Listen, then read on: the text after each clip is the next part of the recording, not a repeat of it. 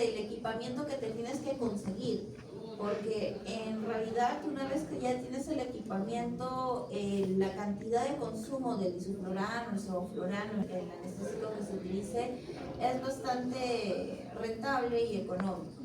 Y obviamente la especialización que debe tener el personal que va a utilizar la anestesia inhalatoria, ¿no? O sea, tampoco no es que una persona que no tenga los conocimientos adecuados va a venir y va a aprenderlo a usar como si te enseñaran a usar una freidora de aire, pues no, o sea, no es que tú agarras y apretas los botones, no, se tiene un criterio profesional para poder usarlo, ¿no? No porque sea difícil el uso del equipo, sino por el criterio en el cual tienes que tener para poder saber en qué momento elevas o bajas los cams o cómo es todo el sistema, ¿no? Que ya vamos a ir viéndolo anteriormente. Bueno, como vemos, esto era la anestesia inhalatoria de un primer momento, ¿no? Se utilizaba una mascarilla y se colocaba el éter y la persona que tenía puesta la mascarilla inhalaba el vapor que se generaba del producto, ¿no? Es el primer producto que se utilizó. Obviamente ya no se utiliza más. Como ventajas, se evidenciaba que había un gasto y un ritmo cardíaco estable, la presión sanguínea estaba estable, la respiración era estable y bueno, había una buena relajación muscular. Pero como desventajas teníamos que generaba una irritación a nivel de la tráquea y los bronquios. La inducción y la recuperación del paciente era muy prolongado y bueno, podría generar después de los procedimientos quirúrgicos náuseas, vómitos, ¿no? Y bueno, es un producto bastante inflamable, ¿no? De por sí la mayoría o todos los anestésicos inhalatorios son productos inflamables. Ahora, en la historia se ha ido mejorando, digamos, las presentaciones de los anestésicos inhalatorios, ¿no? Luego del éter pasamos a estos halogenados que iniciaron del alotano, ¿no? El alotano es el primero, luego se pasó a generarse el fluorano, luego el isoflurano, el deflurano y el sevoflurano, ¿no? En veterinaria los que más usamos es el isoflurano y el sevoflurano, ¿no? Básicamente, ¿en qué momento usamos cada uno? Es muy conveniente saber qué características tiene cada uno de estos para realmente tener en cuenta cuál se debería usar en qué situación, ¿no? Por darles un ejemplo, el anestésico inhalatorio isoflurano tiene un tiempo de acción un poquito más prolongado que el sevoflurano. Por consiguiente, quizá para pacientes exóticos es más conveniente usar el sevoflurano, porque como son pacientes que no podemos estar monitorizando con una frecuencia, o sea, no puedes estar con el paciente pegadito viendo cómo es su recuperación, porque obviamente estamos hablando de un animal silvestre, por ejemplo un león, ¿no? Nos conviene que la recuperación sea rápida para poder visualizarlo de fuera, no estar monitorizándolo directamente por un tema de protección personal, ¿ya? Entonces nos conviene más, obviamente también porque al ser animales exóticos tienen un sistema fisiológico muy diferente, ¿no? Entonces no podemos someterlos, digamos, a procedimientos muy largos porque es más fácil que este paciente se descompense. Entonces nos conviene un poco más, incluso con los gatos nos conviene un poco más usar el sevoflurano, ¿ya? También porque el momento en que actúa también es más corto, no es más rápido poder anestesiar a un paciente con un sevoflurano que con un isoflurano. Entre los dos el menos tóxico es el isoflurano, por eso es el que más se utiliza a diferencia del sevoflurano. También por cuestiones de precio, ¿no? El isoflurano es un poco más económico, ¿ya? Pero digamos cada uno tiene sus características que ahorita van a verlo y por ese motivo es importante saber cuál se debería usar, teniendo en cuenta que si nosotros vamos a tener una diferenciación de cuál anestésico inhalatorio utilizar, hay que tener un vaporizador diferente por cada uno. Y básicamente por este motivo, ¿no? Tener en cuenta, luego les voy a poner un video donde vamos quizá a profundizar un poquito más estos conceptos. Tener en cuenta que qué cosas son los CAMs. Los CAMs es la concentración alveolar mínima, que viene a ser la concentración que va a llegar a los alvéolos y que va a generar a nivel del sistema neurológico el efecto que esperamos, ¿no? Que es la hipnosis del paciente, ¿ya? En una manera quizá más, haciendo una analogía con los anestésicos que se colocan vía venosa, vendría a ser como la forma en la cual yo hago una medición de dosis, ¿ya? Lo hacemos a través de esta nomenclatura, de los CAMs. ¿Ya? También hay que tener en cuenta que el coeficiente de partición sangre-gas es un coeficiente que nos va a servir para poder saber la solubilidad del fármaco, ¿ya? Y a través de esto también nosotros vamos a saber cuál fármaco es el que va a llegar más rápido y va a tener el efecto más rápido, ¿no? Podemos ver que hay diferentes características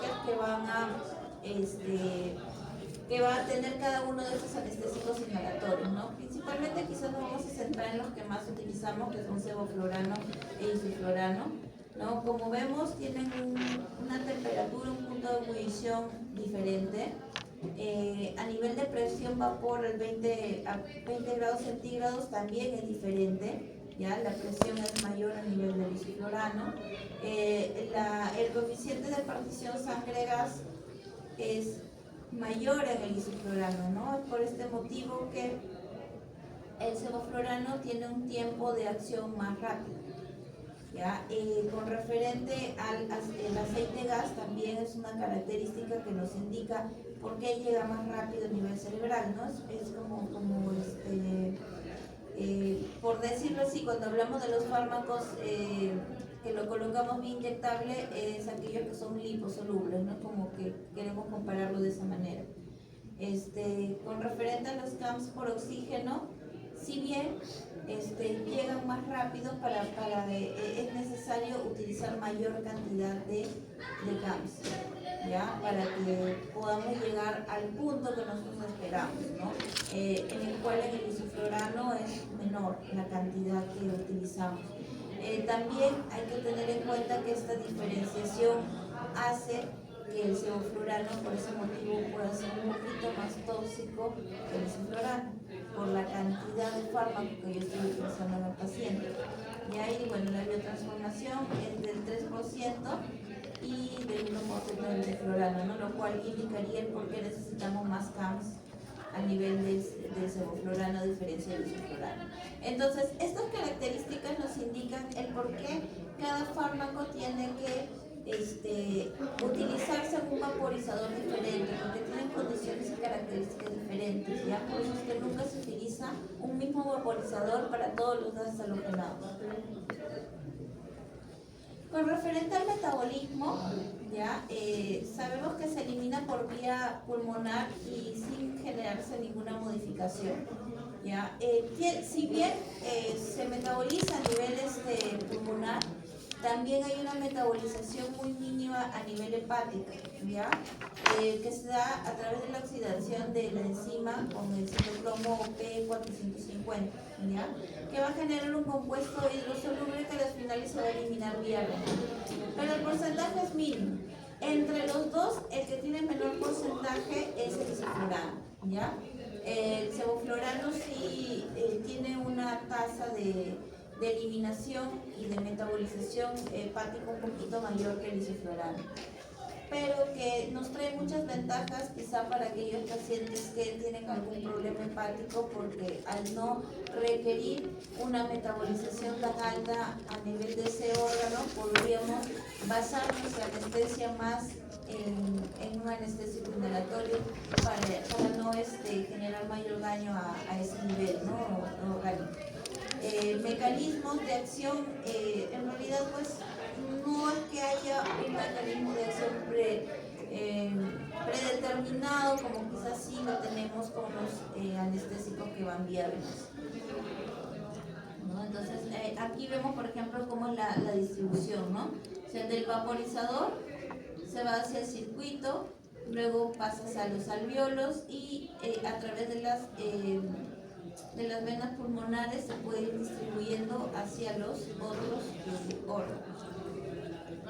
Muy bien, entonces tenemos como les decía, el isoflurano, que es uno de los utilizadores que más utilizamos en veterinaria, tener en cuenta que tiene un dolor pungente, o sea, ahorita vamos a ver el fármaco como tal. Resistencia a la inhalación, ya, sin MPA, o evidentemente hay situaciones en las cuales podemos utilizar el anestésico inhalatorio como anestésico inductor sin colocar una MPA previa, ¿no?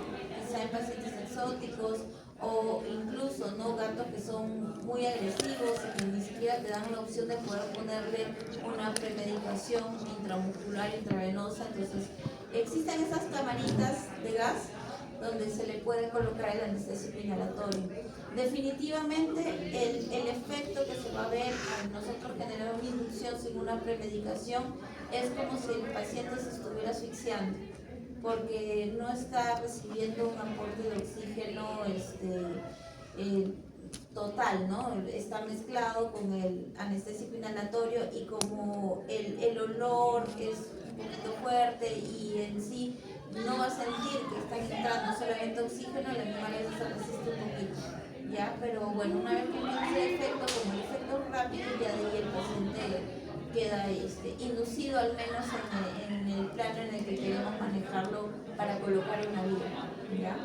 En hamsters a veces también se hace lo mismo, pero me parece poco pet friendly, entonces se puede hacer una premedicación también en esos animalitos, ¿no? Ratas, ¿no? A veces lo hacen, ¿no?, en laboratorio, pero no me parece muy bien. ¿Se puede considerar como una premedicación para el humano?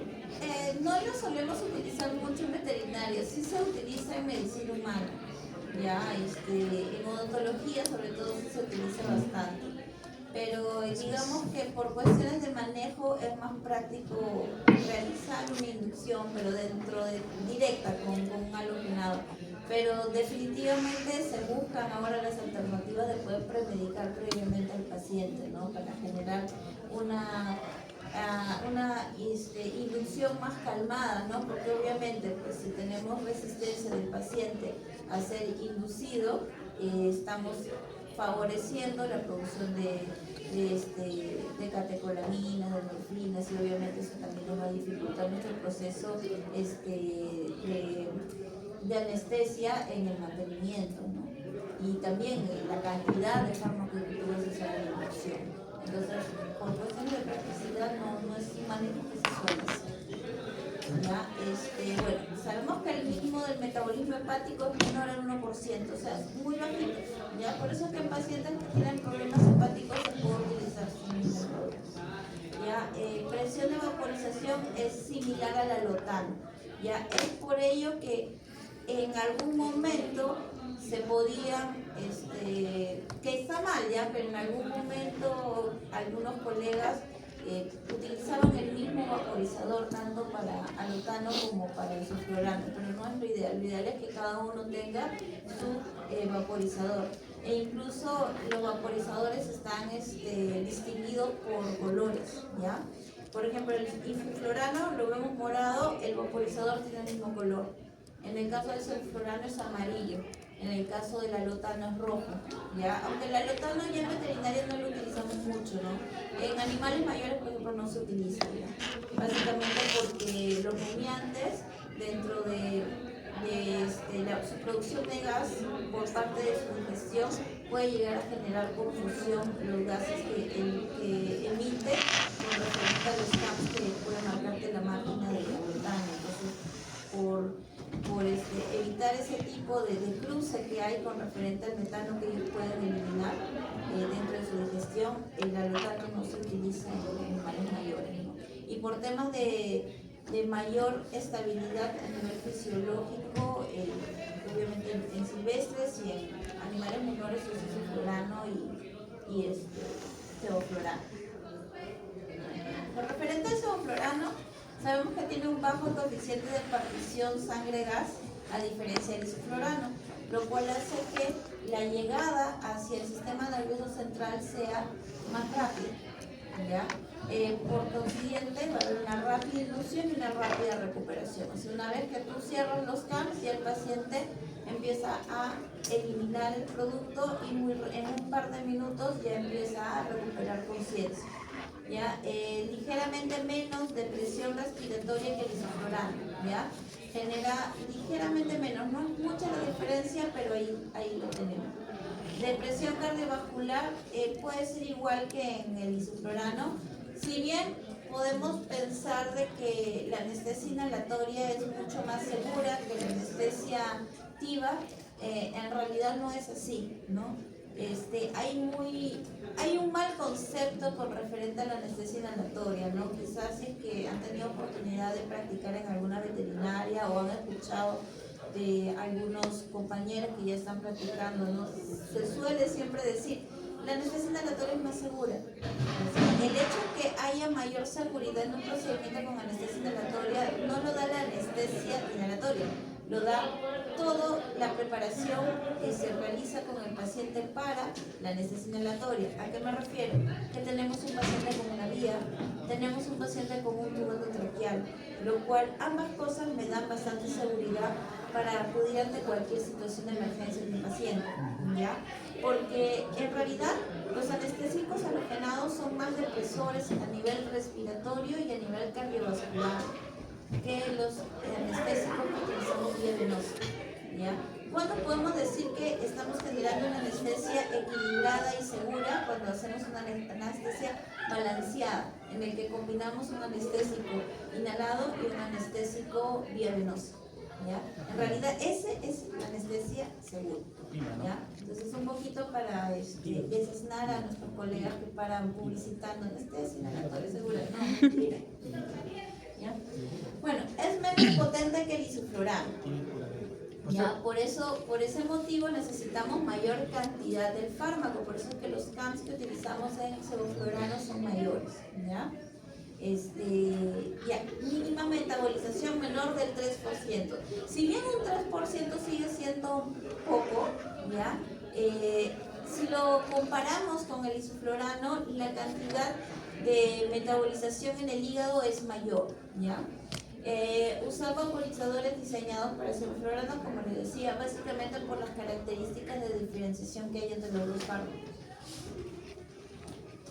¿Ya? Bueno, también tenemos el desflurano. Para este fármaco se necesita una temperatura controlada, a alta presión, menos potente, es el menos potente de los anestesios inhalados, pero digamos que es el más moderno, ¿no? No es muy popular en el uso en veterinaria. Vemos que con referente a los CAMs se tiene que utilizar mayor cantidad de CAMs. Ya su coeficiente de sangre-gas es menor, lo cual hace que sea mucho más rápida el efecto, ¿ya? Y bueno, en cuestiones de costo es más costoso. Por eso es que no es tan popular para nosotros. Muy bien, aquí tenemos cómo el anestésico, cómo se organiza el equipo, ¿ya? Entonces, un poco para ver. Tenemos el tanque está conectado. El tanque está conectado. Sí, voy a buscarles ahí una imagen. Está acá abajo. ¿Ya? El tanque va directamente conectado con el equipo, ¿ya?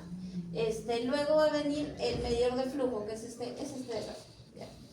Sale el tanque, su manómetro, va a ingresar por aquí mides el flujo. Este flujo nos va a medir cuánto gas va a entrar al vaporizador, ¿ya? O sea, al sistema. Luego pasa el vaporizador. El vaporizador es ya es como una cajita, ya, en la cual, como les digo, son de diferentes colores. Ahorita vamos a buscar vaporizadores para que vean. Ya, luego se da la filtración de CO2, que es de aquí, ya, que es el cal. Esto de aquí se llena con unas piedritas que son de cal y estas van a absorber, van a filtrar el CO2. Y vamos a ir viendo que a medida que se va usando, esas piedritas se van a poner de color morado.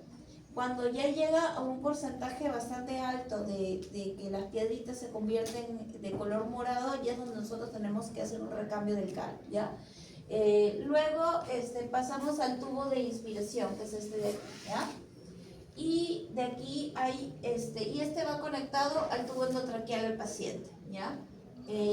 Luego hay otro tubo, o sea, es un doble tubo, vienen dos tubos así unidos, uno es inspiración y el otro es de expiración, ¿ya? Por aquí sale lo que expira el paciente, ¿ya?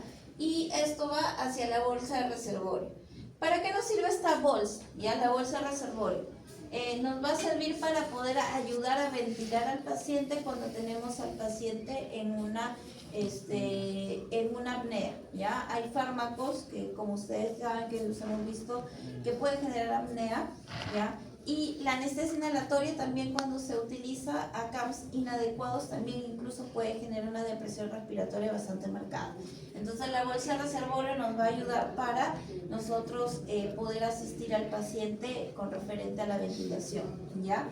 Y bueno, y aquí tenemos, y este de aquí es el tubo de eliminación, ¿ya? Esto se va hacia el exterior, ¿ya? Lo cual hace que también una desventaja de la anestesia inhalatoria sea la polución que hay hacia el ambiente, ¿ya? Porque si los restos, digamos, que quedan, ¿ya? Si bien este es un circuito cerrado, que quiere decir cerrado, que el paciente puede reinhalar, o mejor dicho, este equipo de aquí, el CAL, lo que va a hacer al filtrar el CO2 es nuevamente reutilizar el oxígeno que queda en el circuito, ¿ya? Pero sí hay una pequeña porción que se llega a eliminar, ¿no? Y eso que se llega a eliminar obviamente puede generar contaminación, ¿ya? Una pregunta, profesora. En el caso de el uso de estas máquinas, ¿también hay unos medidores como en el caso de los rayos X? No. No. Para ver el... No, nos vamos intoxicando de a poco. De a poco. Sí, y llegas a un punto que ya no sientes el olor. Yo, por ejemplo, no siento el olor. Ya te acostumbras al olor. Entonces a veces hay que tener bastante tino con eso cuando ya te acostumbras, porque a veces no puedes notar cuando hay fuga. Pero sí, pues esa es una gran desventaja. Ya. Por eso es que lo que se prefiere es utilizar sistemas cerrados, pero lo que mayormente utilizamos son los sistemas semicerrados, que son los que tienen su sistema de fuga. Ya. Entonces, en un principio nosotros cuando tenemos que hacer el uso de un equipo de anestesia inhalatoria, tenemos que preoxigenar al paciente, ¿ya? Esto principalmente por dos motivos. Uno, para poder preparar a los alvéolos al ingreso del oxígeno de manera directa. Entonces ya tenemos a los alvéolos preparados para que puedan recibir el oxígeno ya conjugado o transportando el anestésico inhalatorio. La segunda razón es porque cuando hacemos ya sea una inducción directa con anestesia inhalatoria o con cualquier otro fármaco y se presente la apnea o la depresión respiratoria, podamos tener el tiempo adecuado para intubar al paciente, y mientras nos demoramos todo ese tiempo y esos pulmones han capturado alguna reserva de oxígeno, entonces no va a pasar ninguna situación de hipoxia. Ya vamos a prepararlo por eso es que previamente con una mascarilla vamos oxigenando al paciente, ¿ya? Ahora, también las mascarillas las podemos usar para hacer una inducción directa, ¿no? Si es que quizá tenemos que hacer un manejo de este tipo con pacientes que son un poco complicados, ¿no? Tenemos, por ejemplo, un videito.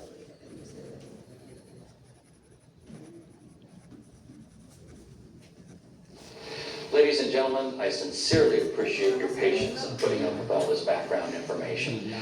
It's important to go vaporizer and ensure that you have sufficient chamber.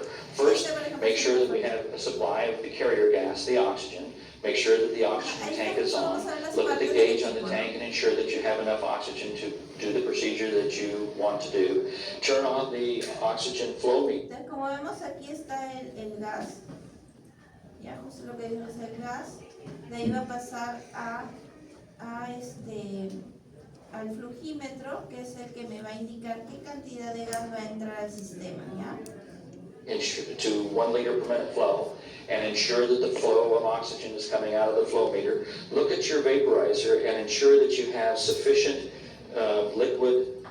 Esto de aquí es el vaporizador. Si es de color morado, ¿qué anestésico estamos usando? Isoflurano. ¿No? Entonces aquí vemos, por ejemplo, que esta de aquí es la camarita donde se llena la cantidad de isoflurano, ¿ya? Entonces Y aprovechando esta parte, ya, no lo puedo abrir, qué pesos son. Bueno, ya verán que de verdad huele bien fuerte. El isoflorano es esto, ya, es líquido, como lo ven. ¿Ya? Entonces, este líquido se va a colocar aquí en esta camarita. ¿Ya? Lo colocan aquí en esta camarita y como les decía, es bastante rendidora. Dura bastante. Así que, por ejemplo, si llenan todo el tanquecito, tiene aquí un precinto, ya, en este caso es morado, en la mayoría son rojos, entonces tiene que ir sobre el precinto la cantidad de isoflorano para que realmente el sistema funcione. Entonces tú puedes llenar todo el tanquecito y te dura para varios días. In the vaporizer to conduct your procedure that you wish to do, and ensure that the diverter valve has the stopcock for the non-rebreathing system in the off position, and the entonces, por ejemplo, tiene un sistema de apertura, y eso me olvidé decirles. Nosotros podemos llegar a cerrar el circuito totalmente cuando cerramos la bolsa de reservorio, ¿ya? ¿Y para qué, por ejemplo, cerramos la bolsa de reservorio? Cuando el paciente ventila solo. Cuando ventila solo, ahí volvemos totalmente cerrado el sistema. For the induction chamber to the on position. What this is doing now is delivering 100% oxygen into this chamber. Entonces, en este caso, por ejemplo, no está conectada directamente a un paciente, sino a una cámara, ¿no? Tiene, digamos, la misma idea, ¿no? O sea, pasa, de aquí vendrían los tubos que van hacia el tubo endotraqueal, pero aquí está yendo directamente hacia la cajita, ¿no? We're ready to put our mouse into the chamber. Now I have our willing partner here that we're going to anesthetize, and I'll put him into the induction chamber. And remember, the induction chamber right now only has 100% oxygen in it. I'll let him just rest on the bottom right now. Close the lid down. And now that he's secure inside the induction chamber, I can start my anesthetic process. Because we have 100% oxygen in here, it's going to take a while to equilibrate this chamber if we just administer 2% concentration. So initially, for about the first minute, what we're going to do is administer approximately 3.5 or 4% concentration. That es otra cosa que les quería explicar. Cuando utilizamos anestesia inhalatoria, inicialmente no es que yo abro la válvula y sale la cantidad que yo espero, ¿no? Si por ejemplo yo necesito para un paciente utilizar 1.2 cams, por ejemplo un perro, no es que yo abro 1.2 cams y ya está saliendo inmediatamente, o sea, es todo un proceso, porque el oxígeno va a ir entrando al vaporizador, va a ir convirtiendo el isoflorano, que es líquido, hacia gas, y recién van saliendo. ¿Ya? Ese proceso me va a tomar tiempos. Anestésicamente hablando le llamamos 3 tiempos anestésicos. ¿Ya? ¿Cómo sabemos cuánto dura cada tiempo? Va a depender de la cantidad de litros que vamos a utilizar, que la cantidad de litros va a ir directamente relacionado con el peso del paciente. ¿Ya? Pero aproximadamente nos demora alrededor de unos 6 a 7 o 9 minutos, ¿no? Dependiendo la cantidad de litros que vamos a usar en total. Entonces, lo ideal dentro del manejo de la anestesia inhalatoria es que por lo menos unos 3 minutos tengamos los CAPS más elevados para lograr utilizar el mismo porcentaje o el porcentaje que esperamos, ¿no? Por ejemplo, si yo estoy pensando 1.2 para un perro de mantenimiento, quizá los 3 primeros minutos lo coloco en 2 o hasta en 2.5. 2.5 quizá el primer minuto, de ahí lo bajo a 2 y así progresivamente hasta que más o menos pasan sus 3, 4, 5 minutos y ya lo voy reduciendo a los CAPS que yo espero. Entonces en ese momento es como que si estuviéramos usando la cantidad que esperamos desde un inicio, ¿sí? ¿Se entiende? Ya, entonces eso es lo que justo está explicando. Help to equilibrate this chamber quicker, and we can watch the physiological signs of the animal to see how he's doing and how he's reacting to the inhalant anesthetic. What we often see, they get curious when they begin to smell the inhalant anesthetic coming in from this side. And as this guy is doing right now, he's just kind of hanging around here. Every once in a while he takes a sniff. In about 30 seconds to about 45 seconds, we should see him start to go through the excitation phase where he might defecate and urinate. And then in the period of about 45 seconds to a minute, he'll start to lose his righting reflex. He'll start to get wobbly. And I'm going to turn him down now to the 2.5% level and allow him to equilibrate. You can see he's kind of like some folks we see coming out of a bar on Saturday night, late at night, and he's in that excitation phase right there a little bit.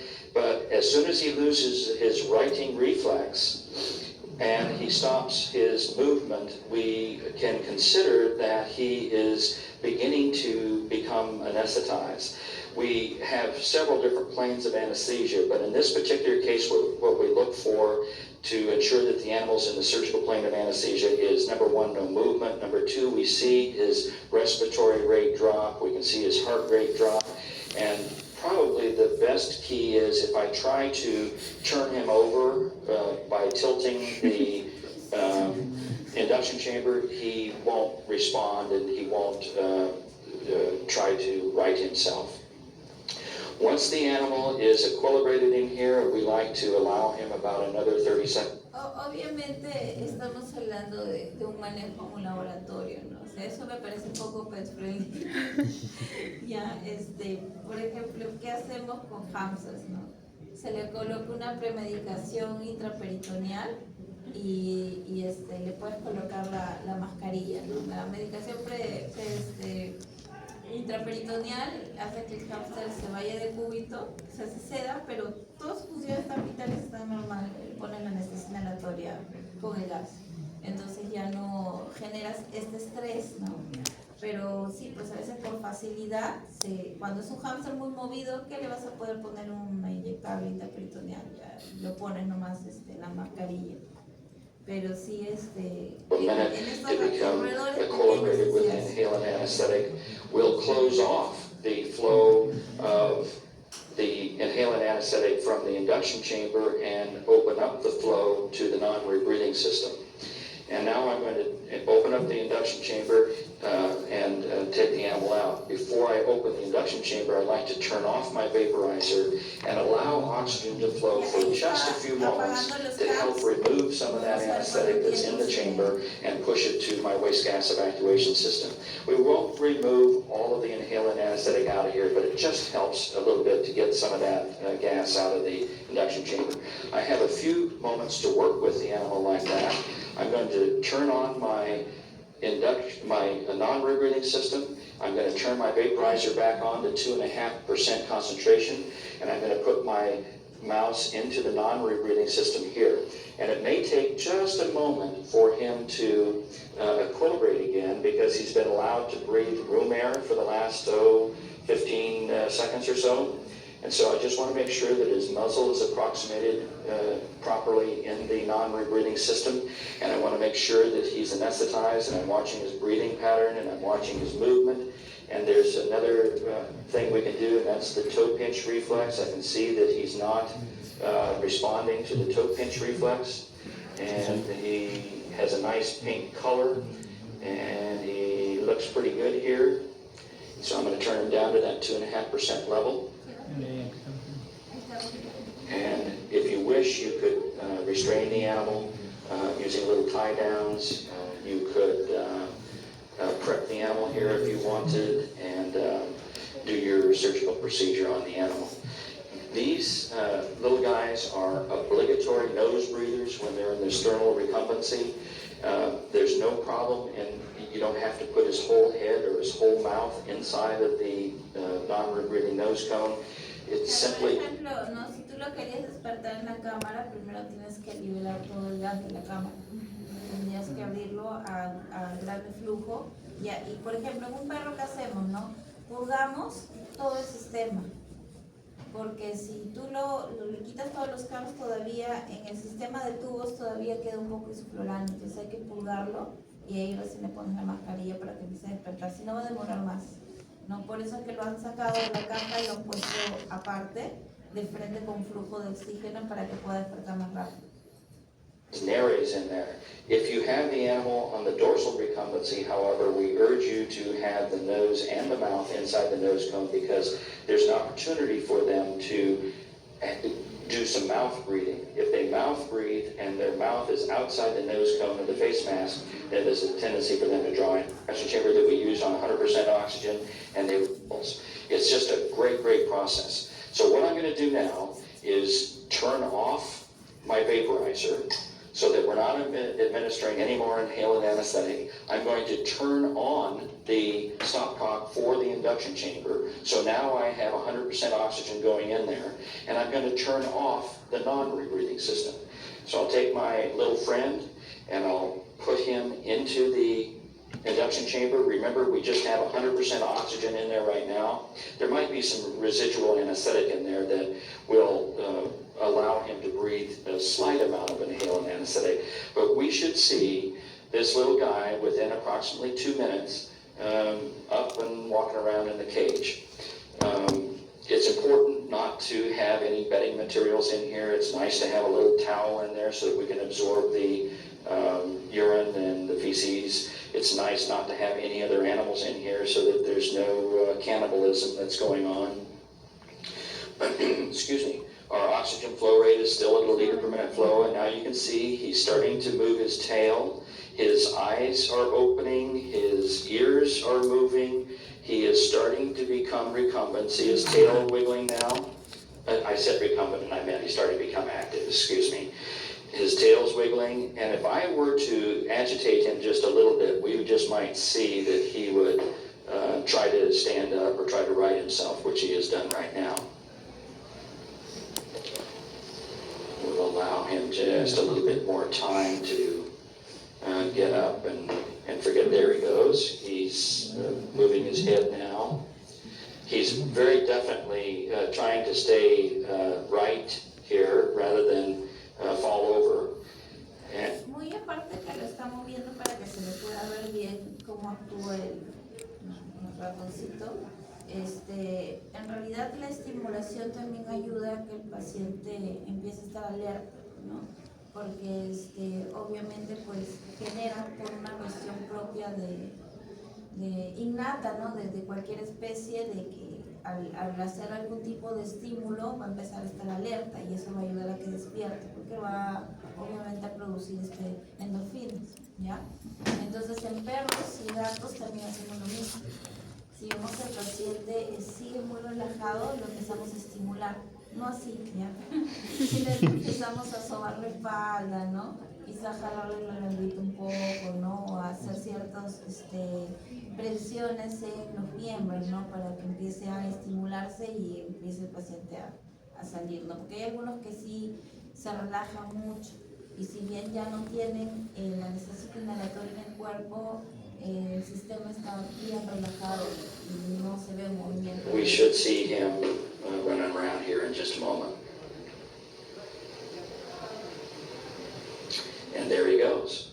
He is up and around. It's like magic, ladies and gentlemen. I'm absolutely astounded every time I see this. But now that he's ambulatory, we can put him back in with his cage mates and not worry so much about cannibalism and or aspiration pneumonia. Thank you very, very much for attending. Definitivamente, pues la anestesia inhalatoria también nos va a servir mucho para aquellos procedimientos que son ambulatorios, pues, ¿no? Si es un paciente que tiene que, posterior a la cirugía, ¿no? Puede ir a hacer su recuperación en casa, obviamente la anestesia inhalatoria nos va a generar esas ventajas, ¿no? La recuperación rápida del paciente y que el paciente pueda irse quizá media hora después de la cirugía a casa tranquilo, ¿ya? Lo cual una anestesia totalmente activa, dependiendo cómo hagas el manejo de los fármacos, podría incluso dilatarse un poco más el despertar y eso hace de que tenga quizá el paciente que quedarse en recuperación en la veterinaria un poco más de tiempo, ¿no? O incluso los pacientes que van a quedarse internados se puede utilizar y no hay problema porque va a estar supervisado posteriormente. Pero la ventaja de usar la anestesia inhalatoria es que el animalito se despierta como si nada de cambio, igual que una piba, ¿no?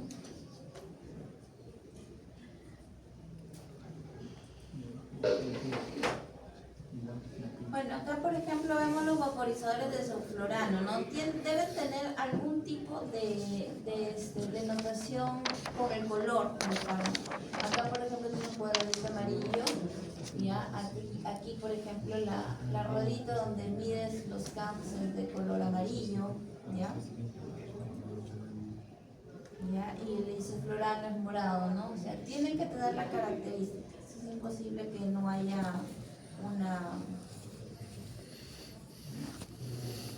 Aquí, por ejemplo, en este video vamos a ver un poco acerca del equipamiento. El equipamiento anestésico utilizado en medicina veterinaria podemos englobarlo en aquel utilizado para la administración de fármacos por vía inyectable, fundamentalmente intravenosa, el utilizado para la administración de anestésicos inhalatorios y luego otro tipo de equipamiento adicional. Para la administración de fármacos por vía intravenosa vamos a utilizar catéteres. Anestesia inhalatoria podemos diferenciar fundamentalmente la máquina de anestesia que nos permite obtener un flujo de gas fresco y por otro lado los circuitos anestésicos con los cuales suministramos dicho flujo de gas fresco al paciente. En el primer caso hay 4 componentes básicos de la máquina de anestesia, que es una fuente de oxígeno o aire, si se combinan, identificados también por un color, en el caso del oxígeno color blanco, y mantenidos a alta presión. Esta alta presión es reducida a una presión inferior mediante los reductores de presión o manómetros, que a su vez permiten, mediante un caudalímetro o rotámetro, regular el flujo en litros por minuto, que son los que introduciremos en Es lo mismo que un flujímetro, ¿ya? O sea, acá lo llaman caudalímetro o rotámetro, pero nosotros le llamamos flujímetro. O sea, es lo mismo, son sinónimos. Los vaporizadores son vasos metálicos, donde introducimos una cantidad de líquido en la parte inferior y en la parte superior, dado que son líquidos volátiles, van a estar... O sea, acá por ejemplo, esta es la camarita, ¿no? En este tipo de dibujo, esta es la camarita donde nosotros a través de... quitamos el tapón, por aquí ponemos el isoflurano y se va a empezar a medir acá la cantidad de isoflurano. Y este de aquí es la y los rueda para vamos a medir trasladar al paciente suministrando el flujo de oxígeno o bien oxígeno-aire a través de la entrada de dicho vaporizador. Los vaporizadores están calibrados para cada agente inhalatorio, además de una identificación de color, isoflurano para el color morado y sevoflurano para el color amarillo. Y suelen ser vaporizadores que compensan frente a cambios de temperatura o presión. Todo este equipamiento suele estar incorporado en máquinas o estaciones de trabajo de anestesia. Las primeras son más sencillas y suelen incorporar un caudalímetro y un vaporizador y típicamente un circuito de reinhalación. Aquí, como ven en el dibujo, hay incluso sistemas en los cuales tienen los dos vaporizadores, ¿no? Lo que más común quizá ustedes van a ver es el que tiene un vaporizador único. Estos de aquí se llaman estaciones de anestesia, y sí podemos tener varios vaporizadores. Las estaciones de trabajo son equipos más complejos que incorporan más de un vaporizador o rotámetros y también equipamiento de monitorización. Y cada vez se están introduciendo más en el mercado veterinario. Otros dispositivos relevantes son las válvulas de sobrepresión, que impiden que se alcancen presiones elevadas dentro del pulmón de los pacientes y puedan producir daño. Otro equipamiento de alto interés desde el punto de vista de seguridad laboral. Las válvulas limitadoras de presión me van a marcar cuánta presión está ingresando hacia los pulmones, y eso lo voy a denotar cuando uso la bolsa de Seborg. Ya son unos nanómetros pequeños que cuando yo empiezo a hacer la ventilación asistida, empieza a girar, ¿no? Entonces, lo cual me va a indicar quizá qué tantos milímetros de mercurio yo estoy ejerciendo de fuerza a la hora de hacer la ventilación. O sea, ahí es donde yo tengo que observar de no hacerlo con tanta fuerza o quizá con una bolsa inadecuada que pueda generar una mayor presión y eso podría generar una telestasis o una ruptura del alveolo. Por eso es una situación importante. Son los sistemas antipolución que vehiculan o eliminan los gases anestésicos fuera del ambiente de trabajo, el quirófano. Como hemos indicado, los circuitos anestésicos son los que proporcionan el gas fresco al paciente de forma segura y eficiente.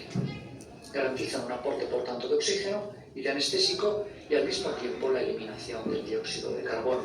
También pueden permitir la ventilación mecánica.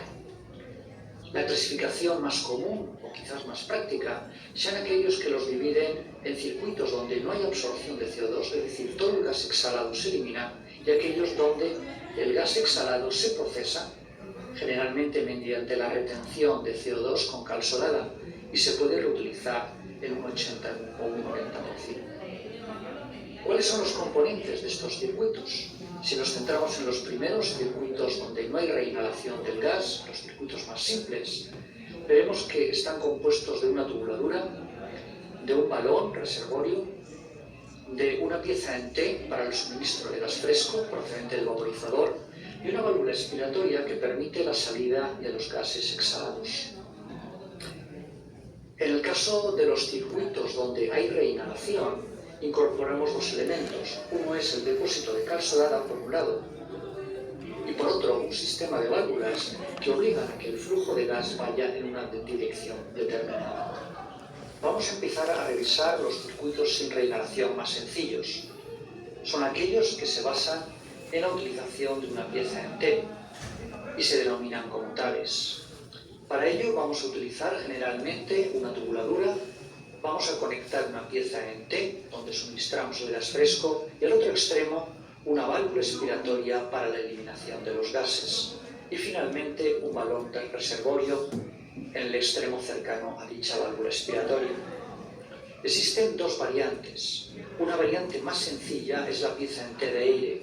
La misma se basa en la eliminación tanto del balón como de la válvula expiratoria, y tiene la ventaja en pacientes muy pequeños de que reduce la resistencia a la ventilación en los mismos. La última variante es una modificación denominada de Jackson-Rees, donde sencillamente lo que se hace es introducir una abertura en el balón reservorio y permite la salida de gases por esta vía.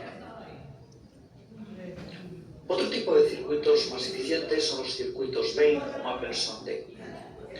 Los mismos tienen una disposición similar, pero básicamente lo que hacemos es eliminamos la pieza en T cercana a la boca del paciente y la trasladamos al otro extremo del tubo mediante un tubo más fino insertado en el más grueso de forma coaxial. Por eso también tienen la denominación de circuitos coaxiales. Los circuitos más eficientes son los Mapleson-A y hay dos variantes. El circuito de Maggi tiene también una tubuladura, una válvula respiratoria cerca del paciente, un balón, pero la entrada de gases frescos se realiza en el lado opuesto cercano al balón. La modificación del circuito de LAC básicamente lo que hace es trasladar la válvula expiratoria cercana al balón, de forma que resulta mucho más cómoda en su manejo, y es donde insertamos a su vez la válvula expiratoria. Por último, vamos a revisar el circuito con reinhalación, también denominado circuito circular.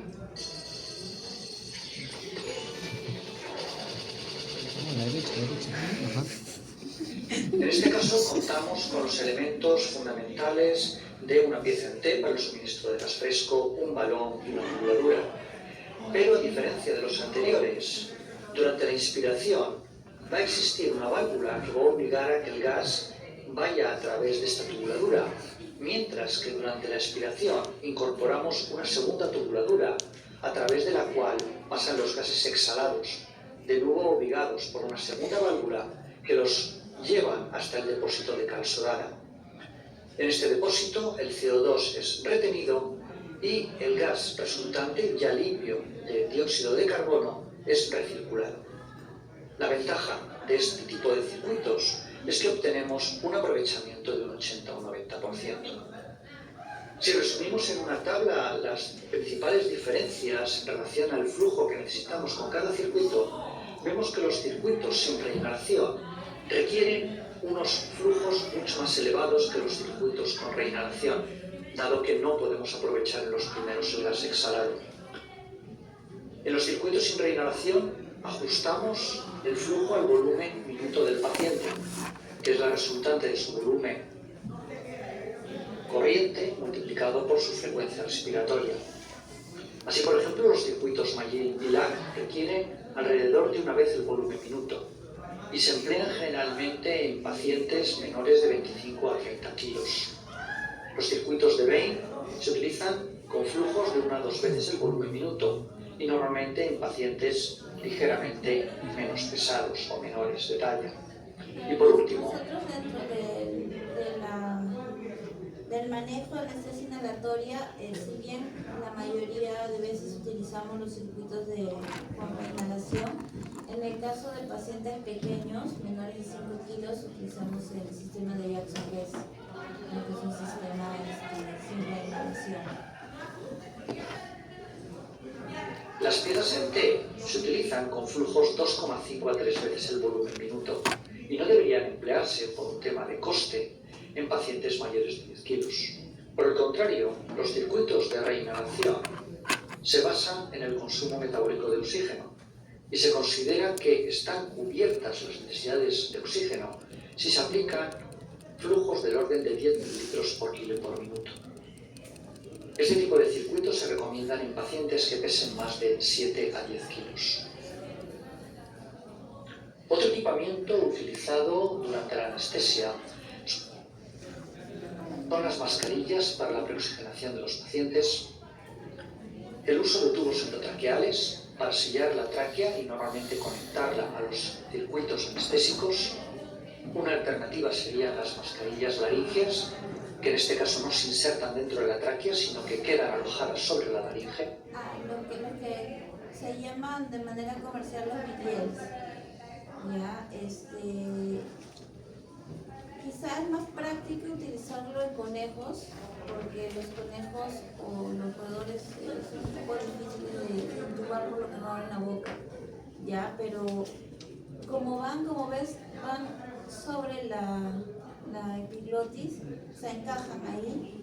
En lo particular a mí no me gusta usarlos porque no siempre cuando haces una ventilación asistida el aire que estás ingresando va directamente a vías aéreas, se escapa un poco de mi vía digestiva. En lo particular no me gusta, ya, pero con conejos es lo más práctico, porque la intubación en conejos es compleja. Sobre la laringe, el uso de laringoscopios que permiten visualizar la laringe durante las maniobras de intubación endotraqueal y el balón autoinflable o ambú, generalmente utilizado para situaciones de emergencia y como alternativa al balón reservorio. El ambú nos sirve que usar cuando estamos en la primera parte de la preparación del paciente, antes de conectarlo al equipo. Mientras tengamos una bolsa de reservorio, el ambú nos puede ayudar para hacer el mismo sistema de ventilación asistida. Circuitos anestésicos. Otro tipo de equipamiento muy utilizado durante la anestesia veterinaria son equipos de calentamiento de los pacientes. Realmente lo que pretenden es evitar la hipotermia de los mismos. Probablemente los equipos más utilizados sean las mantas de agua circulante, pero son mucho más eficientes los equipos de aire circulante. Entonces, eso es por este lado, referente a los equipos. Y un poco quizá recordando, viendo cómo la farmacocinética de los hematogenados, y quizá acá vamos a ampliar un poquito más los conceptos de partición sangre, La farmacocinética de los sangre. hematogenados es un tema un poco complejo. Para explicar la farmacocinética me gustaría hablar de la CAM, debido a que es lo que nos va a permitir a nosotros emplear una vez hayamos entendido la farmacocinética, adecuadamente en nuestra anestesia este concepto. La CAM debe ser la concentración de vapor anestésico en los alvéolos pulmonares necesaria para evitar el movimiento o la respuesta motora en el 50% de los sujetos sometidos a un estímulo quirúrgico. En ese sentido, entonces, entendemos que es un valor, pero ¿dónde debemos relacionarlo? ¿En el caso una posición del dial, en la fracción inspirada o una fracción expirada? En este caso, debemos relacionarlo con la fracción inspirada, es decir, con este numerito. ¿Y por qué relacionarlo? Porque como vemos aquí, el valor de CAM varía dependiendo del agente inhalatorio utilizado y de la etapa de vida donde nos encontramos.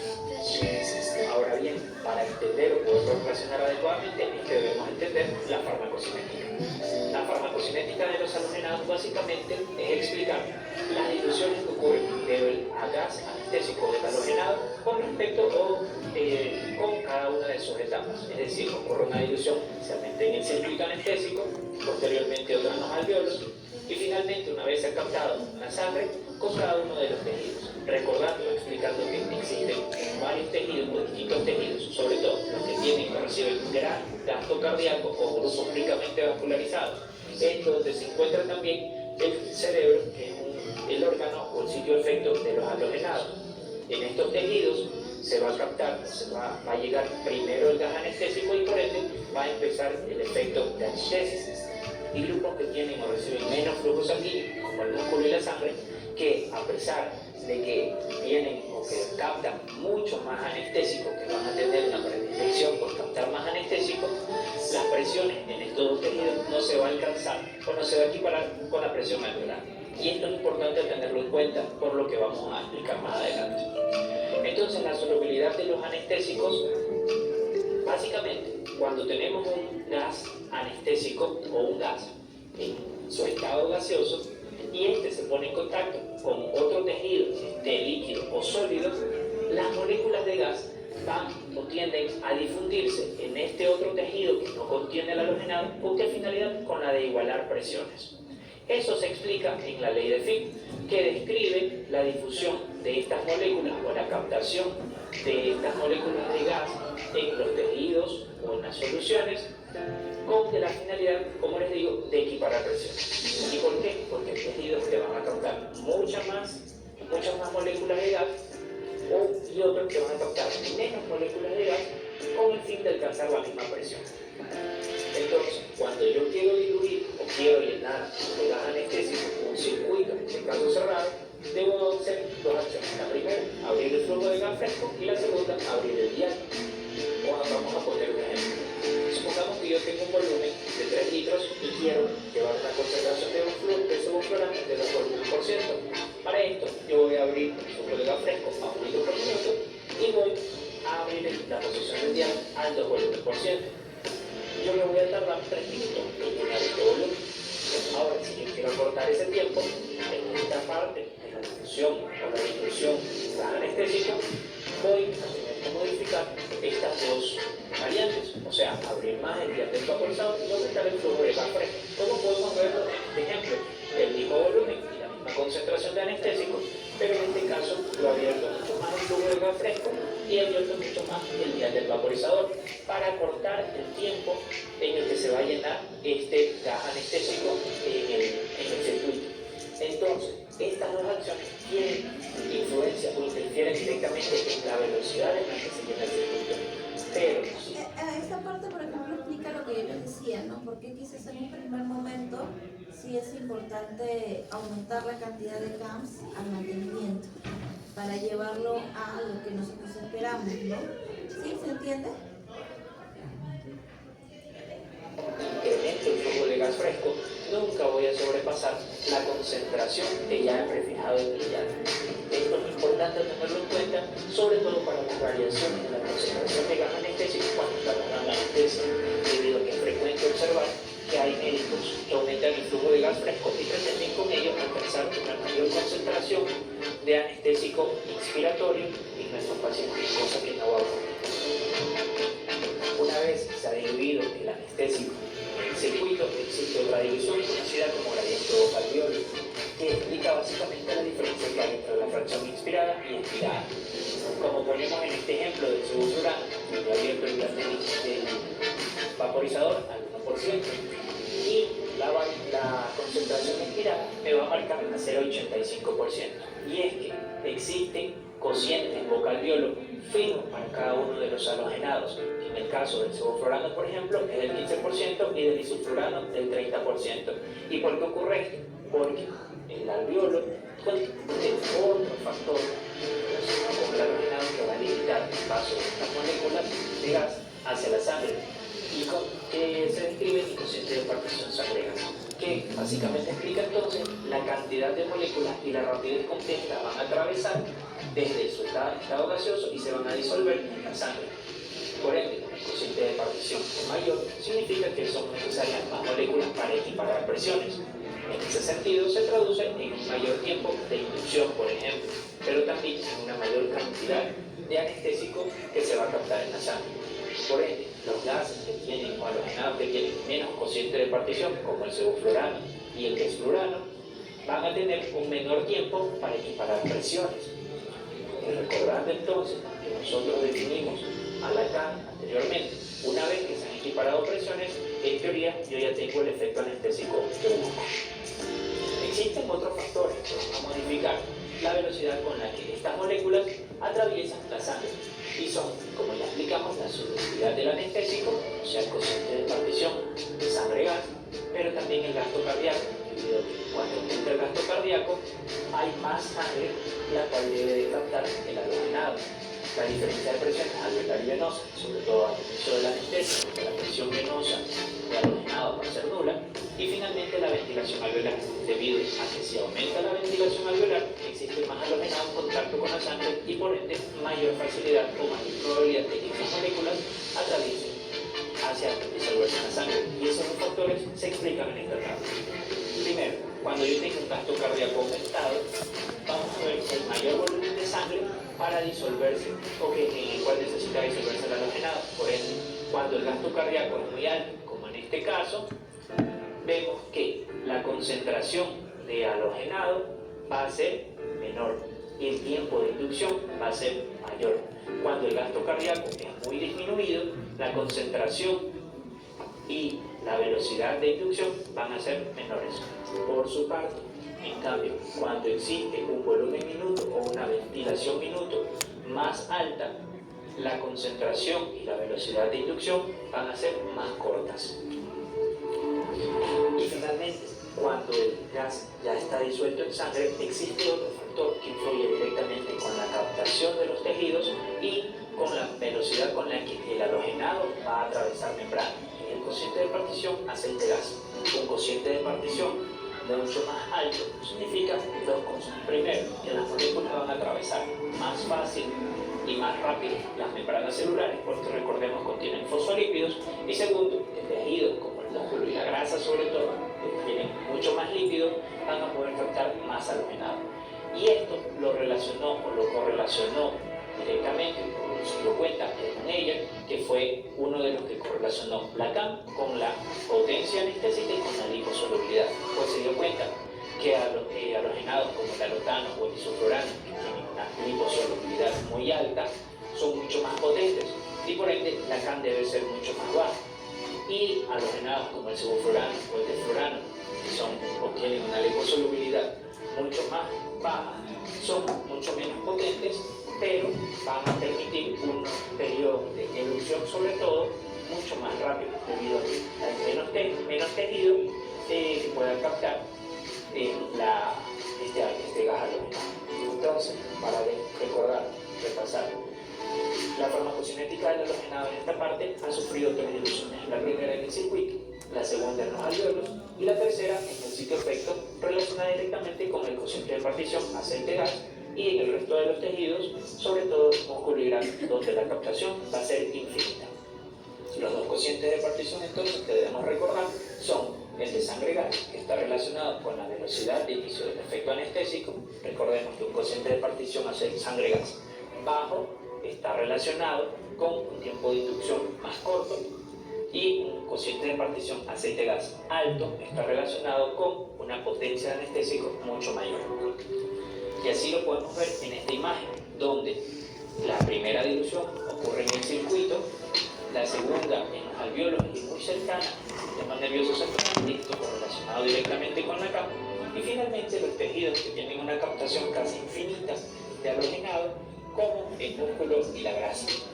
Esto es importante sobre todo por la recuperación anestésica, donde, como podemos ver en la gráfica, hay tejidos que han captado mucho halogenado, pero tienen un flujo sanguíneo mucho o menor en relación a los grupos ricamente vascularizados, que son sangre, pulmón, cerebro, pulmón, riñones, cerebro y corazón, en donde, por ende, primero, la captación del anestésico va a ser menor en el resto del cuerpo, y segundo, debido a que hay mayor flujo sanguíneo, se permiten variaciones de presiones mucho más rápido que el resto de los tejidos. Por ende, cuando el halogenado ha salido de estos grupos y se produce la pérdida del efecto anestésico, hay sujetos despiertos, los sujetos siguen eliminando halogenado por un tiempo mayor, sin tener el efecto anestésico que quedaba. Anteriormente, entonces, se decía que la educción anestésica intervenía por un solo factor, que es la solubilidad del anestésico. Actualmente, relacionando entonces esto de la distribución o la captación de estos tejidos menos irrigados, pero con captación casi infinita, como la grasa, se dice que para la educción intervienen dos factores. Primero, la solubilidad del anestésico, y segundo, el tiempo de anestesia. Y eso ha sido todo. Muchas gracias. Digamos que son conceptos base para que vayan familiarizándose para cuando ya en anestesia quizá podamos ver un poco de esta parte, ¿no? Igual si no lo ven en anestesia y si llegan a ver en cirugía, quizás ahí también lo van a ver más presencialmente con el paciente. En anestesia sí, la parte de anestesia inhalatoria sí no la trabajamos mucho. ¿Ya? Y esto sí obviamente lo van a ver más gráfico con los equipos de anestesia, ¿no? Acá sí no me cuentan, solamente pueden ver el fármaco, ¿ya? Pero entonces digamos que ya podemos tener un poco más conceptualizados cómo podemos comparar cuál es la solubilidad, cuál es la potencia, ¿no? En términos de anestesia inhalatoria. ¿Ya? ¿Hay alguna duda, alguna pregunta al respecto? En los circuitos de inhalación dijo que tuvieran unos rangos de peso, ¿no? Sí, o sea, en los de no reinhalación, por ejemplo, se utilizan estos circuitos que son abiertos. El más conocido es el circuito de Jackson-Gress, ya que eso lo utilizamos en pacientes menores de 5 kilos. Y hay los circuitos cerrados de reinhalación, sí ya lo utilizamos en pacientes mayores de 5 kilos.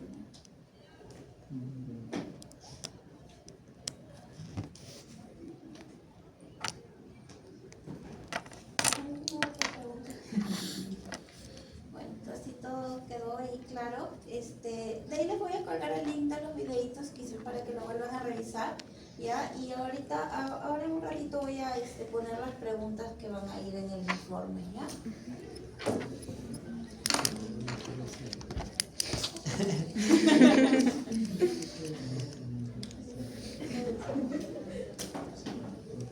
Eso es todo, chicos. Si ya no tengo más preguntas, pues me paso. Ya, ahorita lo voy a colgar, ya, aprovechando que tengo unos minutos antes de la otra clase. Igual hasta mañana nomás. Igual hasta mañana nomás. Sí, igualito. Hasta el miércoles, profesor. Exámenes, ya Sí. está pasado mañana. Gracias. Igual tú no haces. ¿Ah? Sí, sí. Tú eres el político y o llamo a mi papi.